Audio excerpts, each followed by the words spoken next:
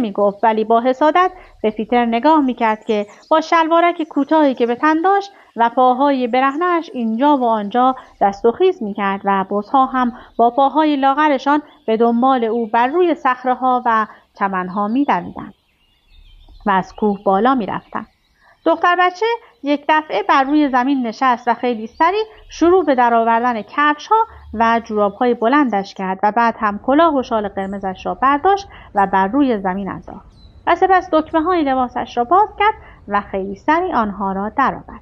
ولی هنوز تعدادی لباس به تن داشت، چون دتی برای حمل راحت‌تر لباس‌های مهمانی او را از روی یکدیگر پوشانده بود. هایدی آنها را هم درآورد. حالا که دیگر فقط یک زیرپوش به تن داشت، بازوهای لاغرش را با خوشحالی کشید و احساس راحتی کرد. او لباسهایش را تا کرد و کنار یک تکه سنگ کوچک گذاشت و بعد با جست و خیز به دنبال پیتر و بزها از کوه بالا رفت.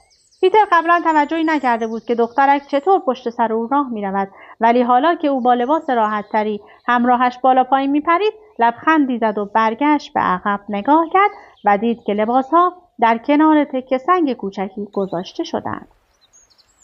پسرک هرچند چیزی نگفت، ولی از خنده نیشش تا بناگوش باز مانده بود. حالا که دختر بچه خیلی راحت شده بود، شروع به صحبت با پیتر کرد که مجبور بود به سوالات زیاد او جواب دهد. هایدی می‌خواست بداند که او چند تا بز دارد، با آنها کجا می‌رود و چه کار می‌کند. بالاخره آنها به همراه بزها به بالا رسیدند و به چشم خاله دتی دیده شدند. دتی با دیدن آنها فریاد زد: هایدی، هایدی، چه کار کردی؟ هیچ به خودت نگاه کردی؟ لباسها و شالت کجا هستند؟ کفش‌های نوعی که برایت خریده بودم و جوراب‌های نوعی که برایت بافته بودم. وسایلت رو چه کار کردی؟ تو چطور توانستی چنین کاری بکنی هایدی؟ لباسهایت را کجا گذاشتی؟ دختر بچه به نقطه‌ای در پایین کوه اشاره کرد و گفت: اون پایین هستن. دتی انگشت او را دنبال کرد و فقط توانست چیزهایی را که بر روی زمین افتاده بودند و شال قرمزی را که با آن دخترک را پوشانده بود ببیند.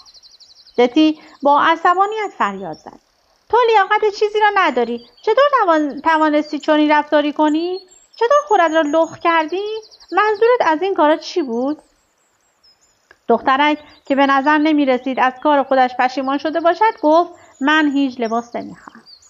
دتی با ناراحتی و لحظه سرزنش آمیزی ادامه داد: تو بچه بدبخت و بیفکری هستی. عقلت را از دست دادی.